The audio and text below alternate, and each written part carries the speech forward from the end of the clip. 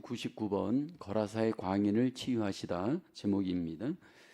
기독교의 많은 이단들 중에서 한국의 김기동 씨가 시작한 베레아 귀신론 이단이 있습니다. 베레아 이 귀신론 이단은 2022년에 이분이 이제 사망했는데 수십 년 동안 한국 교회와 한국 사회 또 이민 교회까지 굉장히 많은 악 영향을 끼쳤습니다. 이들의 주장은 마귀와 귀신으로부터 모든 병이 생기고 모든 사건 사고가 일어난다 주장을 합니다. 이들이 주장하는 귀신은 불신자가 죽어서 귀신이 된다 주장을 하고요. 그리고 이 귀신이 이렇게 사람들에게 뭐 감기와 같은 질병도 주고 또 여러 가지 어떤 사건 사고에 재앙도 준다 그렇게 이야기를 합니다. 그래서 예를 들어서 감기에 걸리면 감기약을 먹는 것이 아니고 귀신 때문에 감기에 걸렸기 때문에 축사를 통해서 귀신을 내쫓으려고 축사 사역을 합니다. 뭐 가령 집에 어떤 안 좋은 일이 있거나 사건 사고가 생기면 그것도 전부 귀신 때문에 일어난 일이기 때문에 또 이것을 위해서 축사 사역을 합니다. 저는 이 문제로 어려움을 당했던 교회를 제가 그 후에 담임을 했기 때문에 이 문제가 얼마나 심각한 것인지를 이렇게 목회 현장에서 초절히 경험을 했습니다. 근데 문제는 이 귀신론의 교육을 받고 이 귀신론을 잘못 교회 속에 끌어들이는 많은 한국의 목회자 또 많은 성도들이 지금도 있다라는 데 문제가 있습니다. 귀신에 대한 잘못된 이해, 귀신의 활동에 대한 잘못된 이해로 인해서 많은 사람들이 알게 모르게 이 피해를 당하고 있습니다. 사실 한국교회 또는 이민교회의 가장 큰 취약점이 뭐냐 하면 성령론이 약하고 귀신론과 같은 마귀론이 굉장히 약합니다. 왜냐하면 체험이 없고 이 부분에 대한 깊은 성경적 이해가 없다 보니까 굉장히 이 부분에 약합니다. 성경을 보다 보면 귀신 이야기가 굉장히 많이 나옵니다. 오늘 본문에도 귀신 이야기가 나오죠. 근데 분명히 성경에서 말하는 귀신과 또 귀신론, 베레아파의 그런 귀신론에서 말하는 귀신이 분명히 구별됩니다. 오늘 성경에서 말하는 이 귀신은 타락한 천사에 의해서 되어진 존재입니다. 그리고 그 왕이 그 우두머리가 바로 마귀입니다. 그리고 분명한 것은 지금도 그 더러운 귀신들이 사실은 엄청난 영향력을 끼치고 이게 사람들을 다스리고 있다라는데 여러분 우리가 심각한 그러한 관심을 가질 필요가 있습니다. 오늘 본문에 보면 귀신 들린 사람이 소개됩니다. 여기 귀신이 들렸다라고 하는 것은 귀신이 그 사람 속에 들어가서 그 사람의 인격을 지배하는 겁니다. 그래서 그 사람의 인격은 없어지고 귀신에 의해서 모든 그 안에 마음부터 몸이 지배를 받고 있는 상태입니다.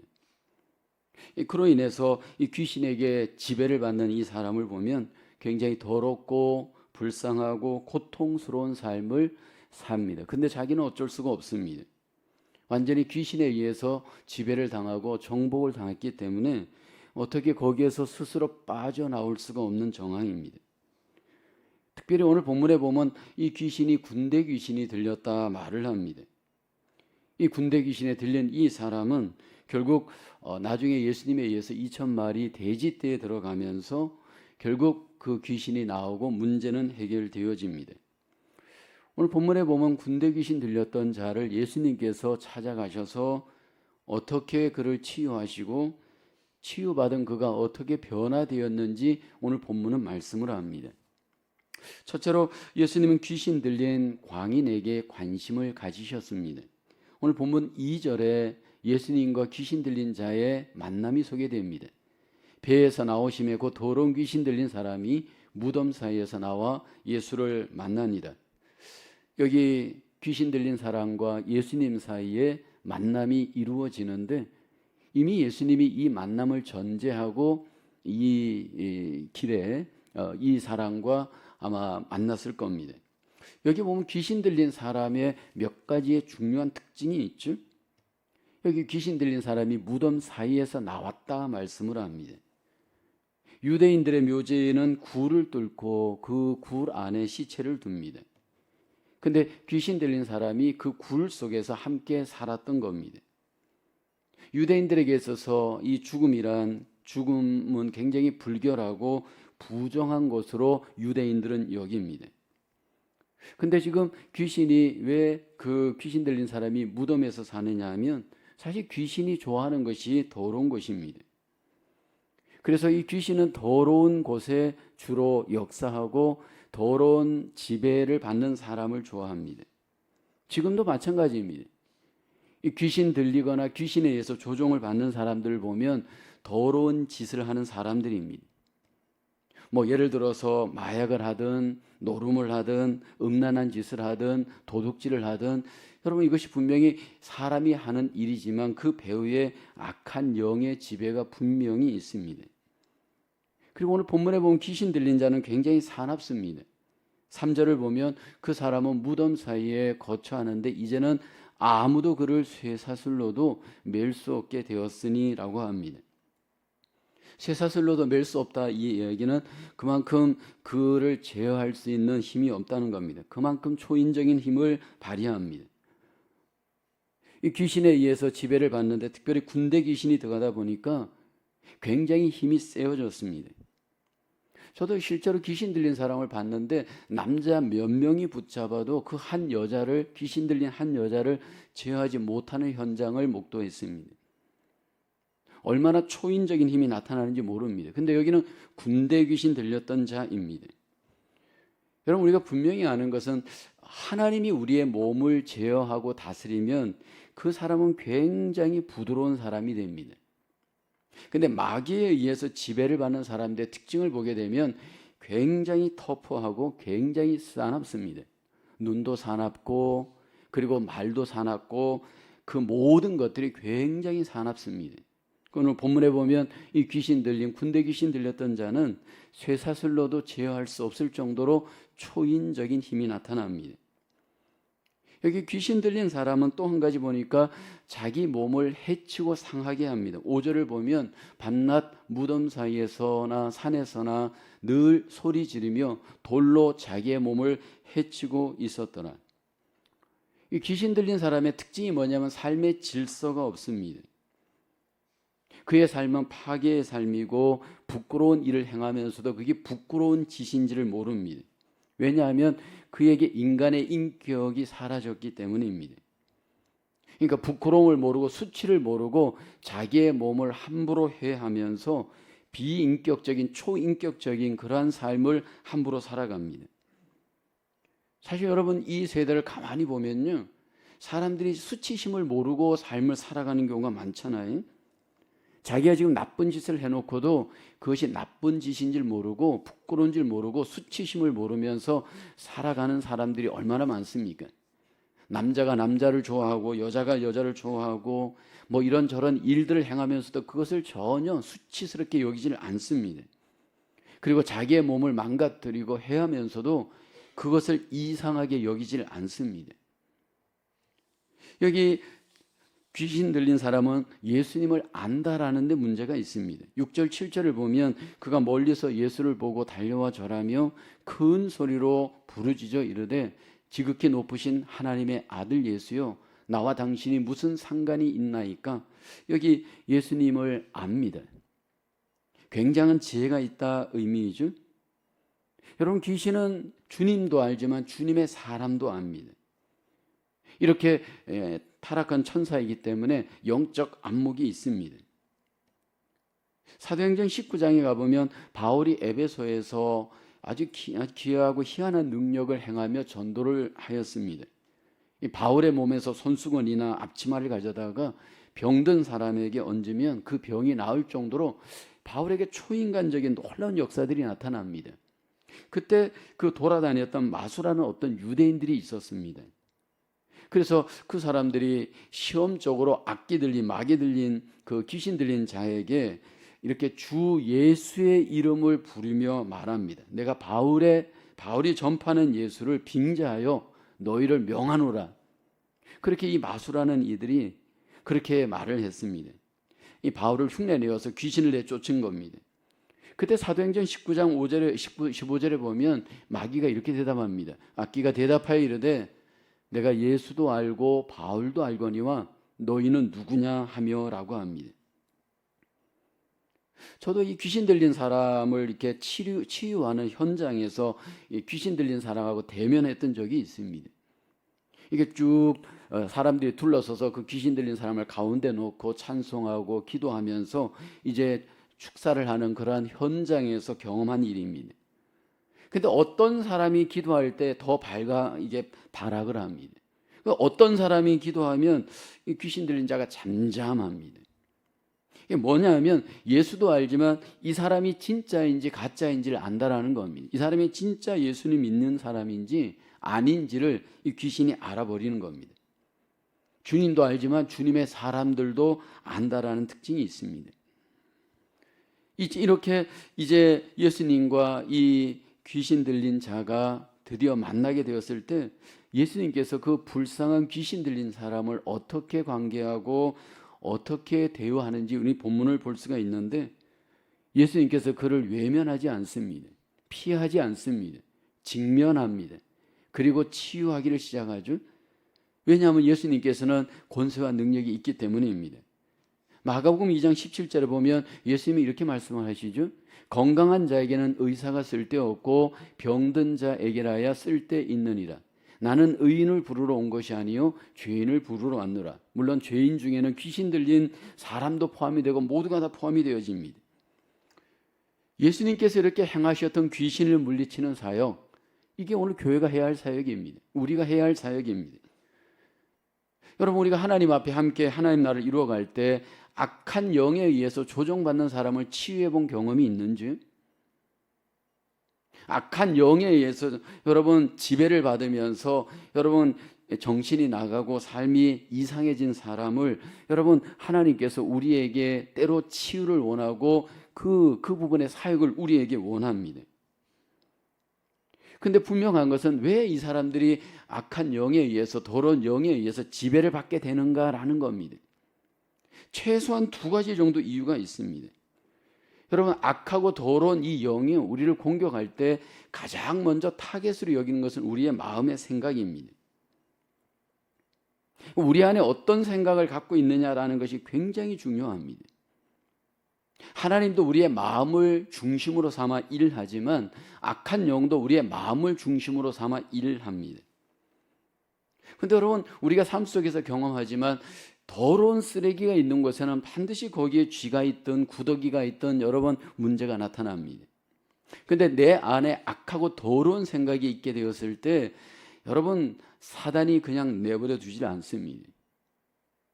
그렇게 더러운 생각을 하고 있는 사람이 우선적인 타겟이 되어집니다. 두 번째는 이 귀신과 악한 영들이 좋아하는 사람은요, 우상 숭배라든지 고의적으로 하나님을 대적하는 일들에 참여하는 사람들입니다. 예를 들어서 실수로 참여하는 게 아니고 고의성을 갖고 반복적으로 그런 일에 참여하는 사람, 여러분 마귀와 악한 영의 타겟이 됩니다. 예를 들어서 사단을 숭배하는 음악, 영화라든지 여러분 여러 가지 행사라든지 굿이라든지 점이라든지 이런 데를 상습적으로 반복하여서 참석하면서 여러분 그것을 즐기는 자들이 있습니다. 이런 어떤 대중적인 문화를 통해서 어떤 여러 가지 우상 숭배를 통해서 치료 행위를 통해서 여러분 사단이 얼마나 우리를 미혹하고 공격합니까? 그런데 이렇게 빠지다 보면 자기도 모르는 사이에 정신을 빼앗기고 마음을 빼앗기고 알게 모르게 더러운 삶, 부정한 삶, 여러분 난폭한 삶이 되어질 수가 있습니다. 그런데 이런 사람들을 우리가 대했을 때 어떻게 우리는 치유할 수 있는가라는 겁니다. 오늘 주님을 통해 우리가 배우는 것은 먼저 그들을 긍휼히 여기면서 분별력을 갖고 영적으로 그들을 대면할 수 있어야 할 줄로 믿습니다. 만약 이 사람들 인간적으로 대해가지고 문제가 해결되는 것은 절대로 아닙니다. 영적 분별력을 갖고 주님의 마음을 갖고 우리는 그들과 대면하여서 치유와 능력을 나타내는 주님의 도구로서 하나님 앞에 하나님의 교회에 우리 모두가 쓰임 받아야 할 줄로 믿습니다. 퀘천 1번입니다. 당신은 사탄과 귀신의 존재와 활동에 대해 어떻게 생각합니까? 지금도 사탄과 귀신들이 존재한다면 가장 증거가 무엇이라고 생각합니까? 여러분, 교회 생활을 하고 믿음 생활을 해도 이런 영적 세계에 대해서 전혀 무지한 분들이 종종 있잖아요. 성령님에 대해서, 사단에 대해서, 귀신에 대해서 전혀 무지하다 보니까 알게 모르게 여러분 쏘가 넘어가는 경우가 참 많이 있습니다. 근데 성경은 분명히 실제한다라고 말합니다. 사단이 실제하고 귀신들이 분명히 실제한다면 어떻게 여러분 그들이 우리 속에 그 증거로 나타냅니까? 아까 말씀드린 것처럼 더러운 것, 부정한 것들을 앞세워서 우상 숭배를 하게 하고 여러분 하나님을 대적하게 하는 그런 류의 어떤 문화 행사들, 그런 어떤 우상 숭배 행사들을 굉장히 우리는 잘 살펴봐야 됩니다. 저는 한국에서 이 구슬 문화재로 여기는 그 시티에서 삶을 살면서 이걸 처절하게 경험했습니다. 여러분, 이 문화 행사라고 가정한 이 굿이라든지 점이라든지 이런 토속 행사들을 이용하여서 얼마나 사단이 역사하는지 모릅니다.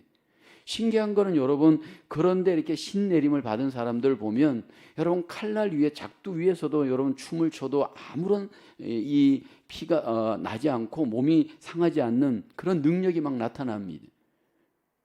여러분, 그러다 보니까 굉장히 미혹이 되고 유혹이 되어지잖아요. 분명히 그런 증거가 있다라는 겁니다. 그런 것을 우리가 다시 한번 기억하고 주님의 능력과 주님의 그 권세로서 우리가 이런 악한 영과 대적하여 이길 수 있는 저와 여러분 되어야 할 줄로 믿습니다.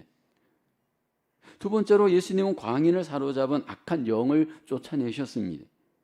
8절에 보면 이는 예수께서 이미 그에게 이르시기를 더러운 귀신아 그 사람에게서 나오라 하셨습니다. 여기 귀신 들린 자에게 예수님께서 이제 귀신아 나오라고 명령을 합니다. 그리고 그 귀신들이 돼지떼에 들어가기를 원하잖아요. 그래서 명령하여서 귀신들을 나오라 하시고 또 귀신을 돼지떼에 들어가서 몰사하게 합니다. 왜 돼지떼에 들어갔는지 성경은 말하지는 않습니다. 유대인들에게 돼지는 가장 부정한 동물이죠. 근데 여기 사단이 이 귀신이 돼지떼에 들어가기를 원했고 예수님은 그 돼지떼를 몰사시킴으로 이제 이 귀신 들린 자의 귀신 문제를 해결해 주십니다. 이 땅에 오셨던 예수님은 공생애를 시작할 때 마귀의 시험을 말씀으로 이기셨고 귀신을 내어 쫓을 때도 말씀으로 물리치시고 오늘 본문의 군대 귀신 들린 자도 여러분 권세 있는 능력 있는 말씀으로 결국은 물리치셨습니다. 오늘 이 땅에서 우리가 하나님의 나라의 권세와 능력을 직접적으로 경험할 수 있는 무기가 주의 말씀입니다. 주님의 말씀은 분명히 악한 마귀와 더러운 귀신을 여러분 물리치는 놀라운 권세가 그 안에 있습니다. 에베소서 6장 17절에 보면 성령의 검 곧 하나님의 말씀을 가지라. 여기 하나님의 말씀을 검과 같은 능력이 있음을 전제하고 성령의 검이다 말씀을 합니다. 여러분, 이 성령의 검이 우리에게 역사도 하지만 마귀를 물리치는 역사도 합니다.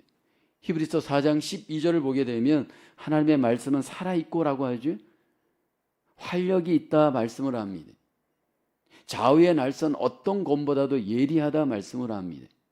그래서 우리의 보이지 않는 부분들, 우리의 보이는 부분들, 모든 것들을 이 말씀의 능력이 놀라운 변화와 능력을 여러분 나타내는데 이것이 마귀에게도 여러분 악한 영에게도 나타날 수 있다라는 겁니다.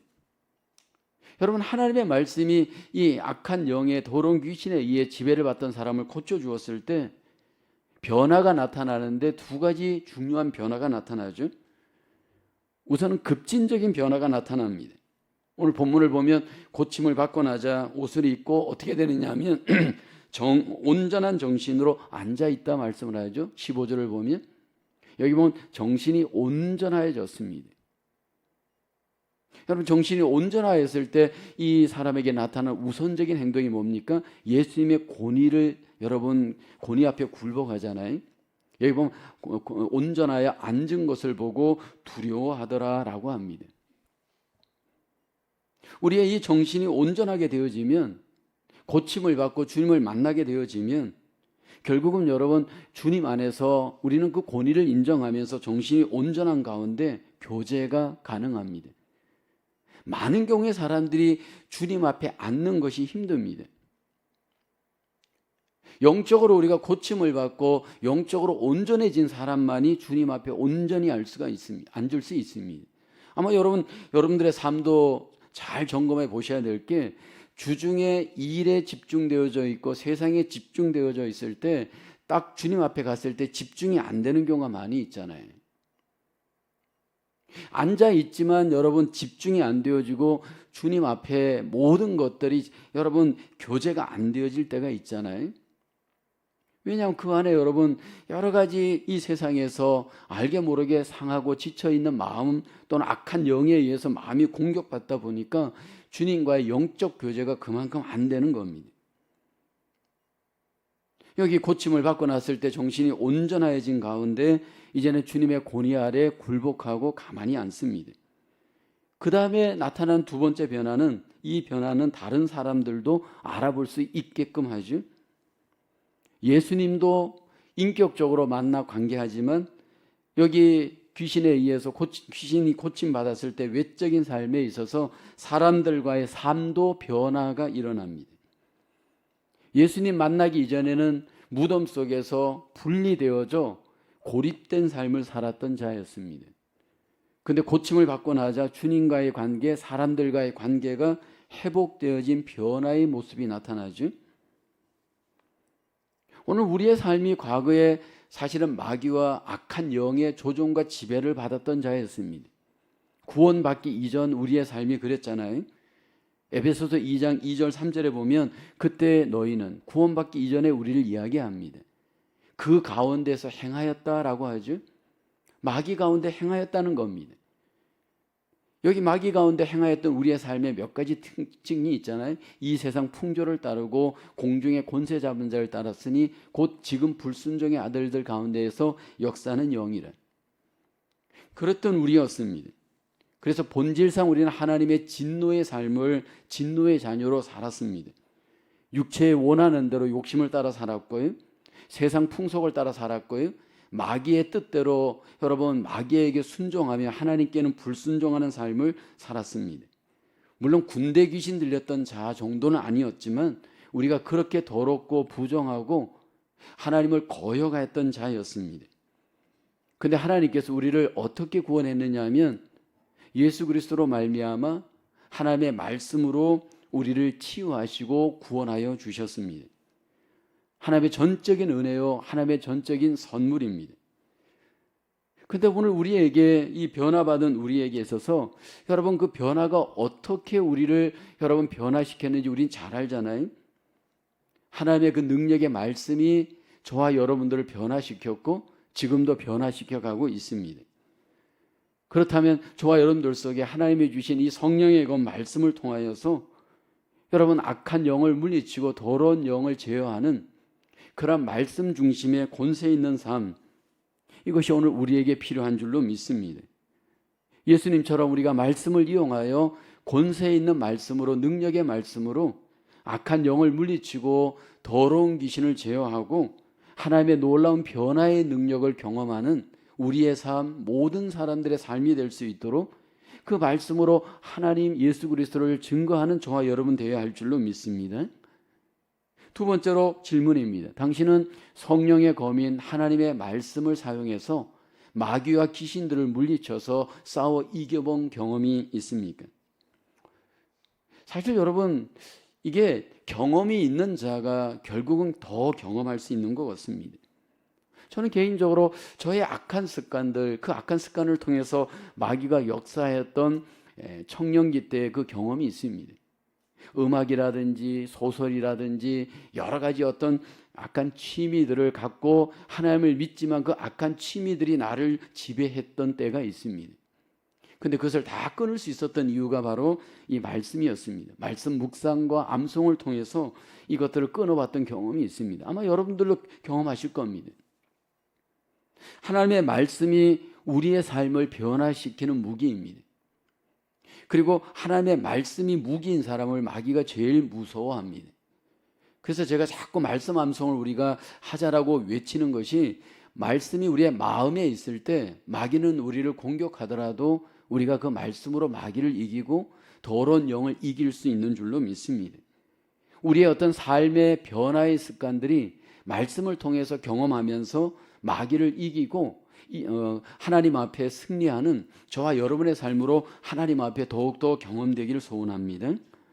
세 번째로, 예수님은 귀신 들림에서 고침받은 자에게 하나님의 선하심을 증거하게 하셨습니다. 오늘 19절을 보면 이제 고침받은, 귀신 들린 사람, 고침받은 사람을 집으로 돌아가라고 하죠. 여기 보면 허락하지 아니하시고 그에게 이르시되 집으로 돌아가 주께서 내게 어떻게 큰 일을 행하사 너를 불쌍히 여기신 것을 내 가족에게 알리라 하시니. 예수님께서 여기 귀신 들린 사람을 고치실 때 이미 그 삶에 대한 놀라운 큰 계획을 갖고 계셨습니다. 예수님은 그가 경험한 자신의 그 하나님에 대한 경험, 예수님에 대한 경험을 이제 가족에게 알리기를 원하였습니다. 그 구원의 예수님, 치유의 그 예수님을 이제 알리는 이 증거 파송의 삶으로 여기 귀신 들린 자를 주님이 도구로 사용하십니다. 여러분, 예수님을 믿고 따르는 우리 그리스도인들에게는 증거가 있습니다. 구원받은 증거가 있고요, 주님이 나를 변화시킨 증거가 우리에게 있습니다. 근데 주님께서는 구원받은 우리에게, 고침받은 우리에게 주님이 우리에게만 머물지 않고 우리의 이웃들에게, 우리의 가족들에게 나누기를 원합니다. 그래서 내가 구원받은 은혜, 변화받은 은혜가 증거가 되어져 가족 가운데 이웃들에게 여러분 증인으로, 증거의 도구로 사용되어지기를 원합니다. 근데 오늘 본문을 보면 이 귀신 들린 자는 주님의 뜻대로 즉각적으로 순종하죠. 순종하였을 때 놀라운 결과가 일어납니다. 마가복음 5장 20절에 보면 그가 가서 예수께서 자기에게 어떻게 큰일 행하셨는지를 여기 보면 데가볼리에 전파하니 모든 사람이 놀랍게 여기더라. 아마 이 사람이 데가볼리 사람이었던 모양입니다. 그의 과거를 잘 알고 있었던 그 마을에 가서 예수님을 증거하였을 때 모든 사람들이 놀랍게 되었고 마침내 하나님께 영광이 되었습니다. 주님께서 우리에게는 즉각적인 순종을 요구합니다. 우리가 즉각적으로 순종할 때 주님께서 우리를 통해서 역사하셨던 그 은혜와 증거가 나타나 하나님께 영광이 되어지고 하나님의 나라를 이 땅에 세우기를 원합니다. 문제는 여러분, 이 즉각적인 순종이 우리에게 대가를 요구한다는 게 문제이죠. 만약 여러분 이 고침받은 이 귀신 들린 자가 여러 가지 어떤 대가를 만약 치르는 것에 대해서 부담스러워했다면 여러분 증인으로 하나님 앞에 드려지지 못했을 겁니다. 어떤 고난의 대가, 여러 가지 어떤 삶의 대가를 지불하면서 순종하였을 때 결국은 하나님의 뜻이 이 고침받은 귀신 들린 자를 통해 나타났습니다. 오늘 하나님께서는 우리에게 복음을 증거하고 하나님의 나라를 이 땅에 세워가는 구원의 도구로, 증거의 도구로 우리를 사용하기를 원합니다. 이 부분에 대해서 이것은 해도 되고 안 해도 되고의 문제가 아니고, 만약 내가 정말 복음을 받고 체험하였고 내 안에 주님이 계시다면 여러분 이것에 대해서 우리는 굉장한 사명감을 가져야 합니다. 고린도전서 9장 16절에 보면 바울이 그런 사명을 가졌잖아요. 내가 복음을 전할지라도 자랑할 것이 없으면 내가 부득불할 일임이라. 만일 복음을 전하지 아니하면 내게 화가 있을 것이로다. 부득불할 일임임을 바울은 고백을 합니다. 하나님 우리를 선교에 초대하여 주었습니다. 초대받은 저와 여러분들이 이제는 함께 우리가 순종하며 그 사명을 감당하기를 원합니다. 그리고 나를 통해서 여러분 귀신이 물러가고 예수 그리스도의 이름의 권세와 능력이 삶 속에 나타나는 그 놀라운 능력을 우리를 통해 경험하기를 원합니다. 특별히 이 시대의 평신도들의 여러분 선교의 그 역할들이 굉장히 요구되는 시대이다 저는 생각이 됩니다. 평신도들이 갖고 있는 좋은 기술, 좋은 잡들, 이 모든 것들이 하나님 나라를 위해서 증거와 선교의 도구로 잘 사용되어진다면 여러분 이 땅에 하나님의 나라가 굉장히 확산되어질 수 있는 가능성이 저는 많다라고 생각이 되어집니다. 근데 많은 경우에 너무 먹고 사는 문제에 집중하다 보니까 하나님 나라를 세우는 일에 알게 모르게 여러분 우선순위에서 밀려나고 순종에서 밀려나다 보니까 여러분 쓰임 받는 경우가 제한되는 경우가 많잖아요. 구원받았고 고침을 받았다면 오늘 저와 여러분들이 이제는 선교의 도구로, 주님을 증거하는 도구로 우리의 일터에서, 우리의 가정에서, 또 아니면 전도의 현장에서 우리가 하나님 앞에 더욱더 쓰임받고 드려지는 증거가 되어지기를 주님의 이름으로 축복합니다. 쾌천 3번입니다. 하나님은 세계 선교에서 예수님을 따르는 자들을 어떻게 사용하실까요? 분명히 하나님께서 우리 각자에게 구원의 은혜와 더불어 주신 기술이 있습니다. 그리고 잡들이 있습니다. 또 어떤 삶의 열정과 소원함이 있습니다. 여러분, 이 모든 것들이 사실은 선교의 도구가 되어지기를 하나님은 우리에게 원하십니다. 지금 이 시대는 여러분 점점 복음이 또 교회가 소멸되어지는 힘든 시대입니다. 그런데 이 시대에 많은 평신도들, 물론 목회자 전문적인 선교사들도 물론 그렇지만 좀 더 많은 숫자의 이런 예수님을 체험한 증인들인 평신도들이 이런 기술과 직업을 갖고 삶의 현장에서 주님을 더욱더 열정적으로 증거한다면 더 이 땅에 하나님의 나라가 확산되어질 수 있는 저는 기회가 되어진다 믿습니다. 하나님께서 귀신 들린 자를 예수 그리스도를 통해 치유하시고 구원하신 이유가 있습니다. 궁극적으로는 증인으로 삼기 위함이었습니다. 예수님께서 군대 귀신 들렸던 자를 찾아가서 만나시고 결국은 모든 그 귀신을 물리치고 결국 그를 구원하시고 치유하신 뒤에는 그를 보내어서 주님을 나타내고 하나님의 나라를 세우는 귀한 도구로 사용하였습니다. 오늘 여전히 우리를 구원하시고 고치시고 이 세상에 우리를 보내신 이유는 예수 그리스도를 증거하고 하나님의 나라를 이 땅에 세우시기 위한 하나님의 선한 뜻이 우리에게 있는 줄로 믿습니다. 우리의 삶 속에 다시 한번 예수 그리스도의 이름과 그 권세와 능력이 우리를 통해 잘 사용되어져 귀신을 물리치고 이 땅에 하나님의 나라를 세우는 저와 여러분의 삶으로 하나님 앞에 드려지기를 주님의 이름으로 축원합니다. 기도하겠습니다. 은혜가 풍성하신 하나님, 우리를 구원하시고 우리에게 하나님의 권세와 능력을 주심으로 이 땅에 하나님의 나라를 이루어갈 수 있도록 하나님 우리를 도구로 사용하심을 감사합니다. 주님 주신 말씀의 능력으로 하나님의 그 놀라우신 십자가의 권세로 이 땅의 모든 더러운 영들을 물리치고 하나님의 나라를 이 땅에 세워가는 주님의 귀한 증인으로 우리를 사용하여 주시옵소서. 또 한 주간의 삶을 살아갈 때 악하고 더러운 영에 우리가 쏙지 않게 하시고 성령의 능력으로 하나님의 나라를 세우고 하나님의 뜻을 이 땅에 이루어가는 하나님의 귀한 도구들로 증인들로 승리할 수 있는 저희들 되도록 도와주시옵소서. 우리의 일터와 가정 가운데 하나님의 놀라운 은혜와 권세와 능력이 더욱더 나타날 수 있도록 하나님 은혜 베풀어 주시옵소서. 함께하여 주심을 감사하고 믿사오며 예수님의 이름으로 기도하옵나이다. 아멘.